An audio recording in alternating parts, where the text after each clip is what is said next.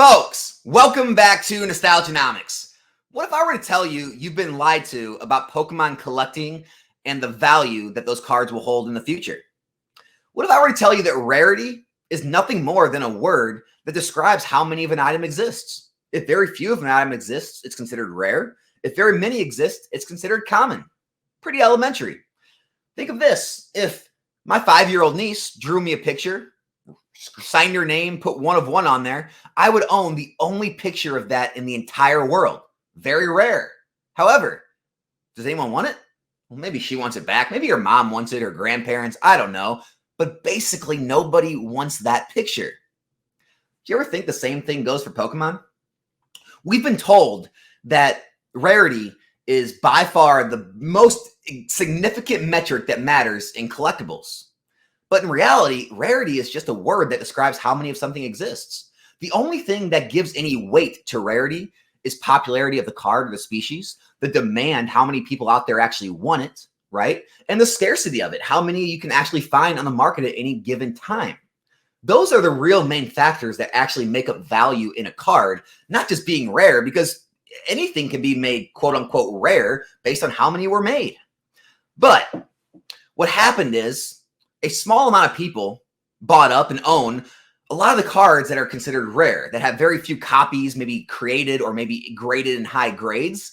And because they're the only ones that own those, it's in their best interest to constantly talk up those cards and push those cards as being the most valuable because of their rarity, because no one else can have them.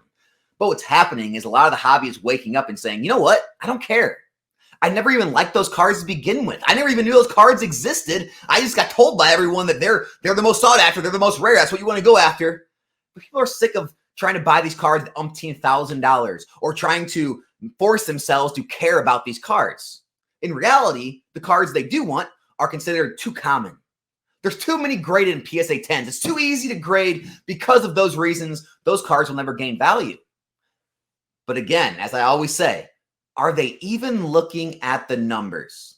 Are they sure that these cards are not going to rise in price, even though they may have 5,000, 10,000 plus graded in a PSA 10, even though the card itself is much more common than a lot of the rare cards of the past?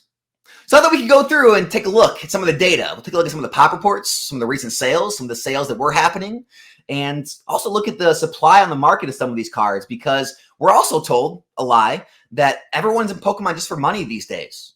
So my question to that is, if everyone's in for money, shouldn't everyone be going to churn and burn these cards? Who's going to be actually be holding on to these cards if it's all about the money?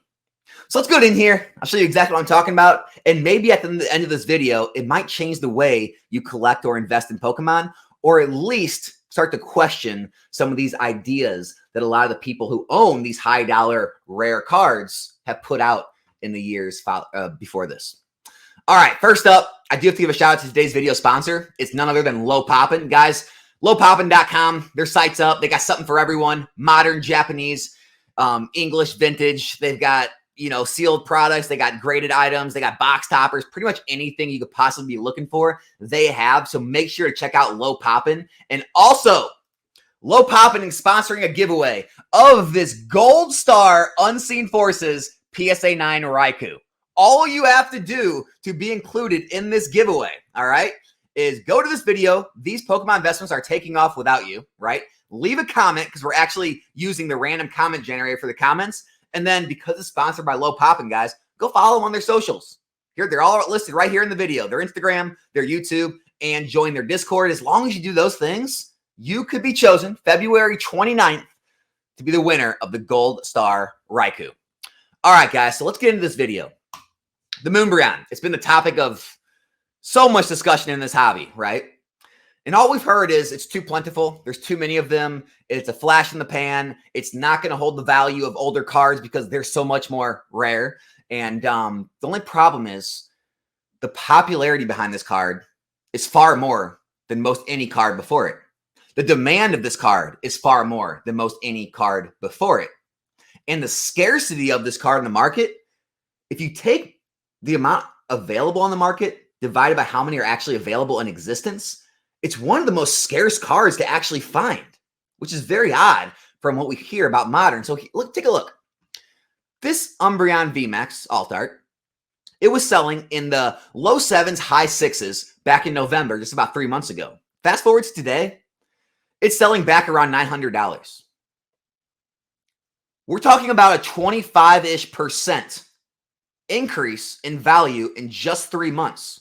Now, this is a card that has a pop report of 10,000 plus PSA 10s. There's 13,000 graded, meaning the majority of this card gets a 10. So we already know it's not considered rare because there's thousands and thousands of graded. We know it's easy to grade as a 10, so it doesn't really have a lot of conditional rarity. And it's a modern card, right? Everyone's in it for the money. So tell me then, why if you search Umbreon VMAX 215 PSA 10, there's only 50 results. There's only 50 results on the entire market of a 10,000 plus PSA 10 pop report card. The percentage of that is astonishing. This means 9,950 plus people are holding on to that card in their collections. They're not letting it go, even though it's jumped in price into the 900s, up 25 plus percent. They don't care. They want the card. They actually want to collect the card. It's more important to them than $950 in some old rare card that no one really cares about, but it's rare. Let's move on. The Gengar VMAX, right? $350 it was selling for back in December, okay? Now, it's up in the high 3s, into the 4s, 424. So between 10, 15, 20% gain in a couple months. It's moving up. It's very clearly moving up in value. Now, again, the pop report on the Gengar VMAX, 8,000 plus graded, over 5,000 in a 9. Again, thousands and thousands, not considered hard to find graded. 5,000 out of 8,000, not considered a high conditional rarity in a 10. And again, it's a modern card. Everyone's in this just for money, right? How is it that 108 copies are on the market out of over 5,000 10s? Oh, and by the way, this isn't even a real number because some of these results are for, the other Gengar VMAX or, other cards like this. If I really scrolled through, there's probably less than 100 available on the market out of 5,000, meaning over 4,900 people are holding on to this card in their permanent collections or investments because they believe in it, because they actually want it, because the popularity, the demand, and the scarcity on the market is more powerful than just rarity, how many of something was created. Last but not least, I wanted to show this Charizard, Champion's Path Charizard. As you can see, $207, $213, $196 back in December. Fast forward to today, $222, $231, $315, $260, $259. It's moving up. Definitely in the mid-2s now. In the mid-2s. 20%-ish gain. 15, 20% gain in just a couple months. You ready for this one? 12,788 10s out of 19,000 graded. A little harder to grade, but still not very conditional rare. Not rare at all.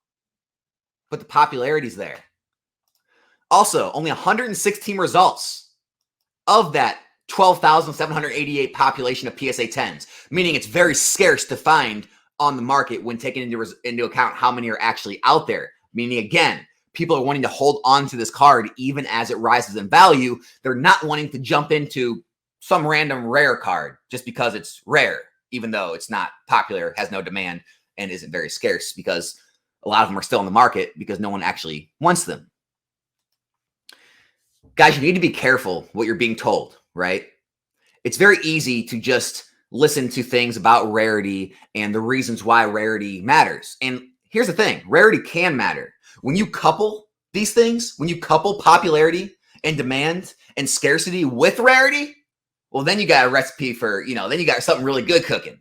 But just going and looking at random cards and scrolling through pop reports for days and saying, oh my gosh, this is very conditional rare, very rare, very few of these exist in the wild. It's like, okay, no one cares about that Pokemon. No one even knows about that card. You have to go through this whole campaign trying to educate people on why they should care about that. Why would you do that, right? Just because you want to be the only one to own those things? because you want to own the supply so that you can try to, manipulate the market and then, make money off people selling cards to people that they don't really want, but, they believe people because they told them it was rare and they told people they should want it and it should be in demand because people should care about those. They shouldn't care about the modern stuff because it's got high population reports. There's too much of it printed. It's too easy to grade. Whatever other BS lies people want to, put onto you. Here's the truth, guys. There's millions and millions and tens of millions, maybe even hundreds of millions. I don't even know, people in this hobby. Do you not think there's enough people that want a 5,000 or 10,000 pop report card? You don't think there's 5,000 or 10,000 of those people that want to pick up these cards that I showed? That want an Umbreon? That want a Charizard? That want a Gengar? Is that what you're telling me? These are the kind of conversations you need to have. These are the thoughts you need to have when you're thinking about buying cards. Because everything we've been told about the pop reports being too high and modern being too plentiful, and that's the reason it's not going to gain value over time.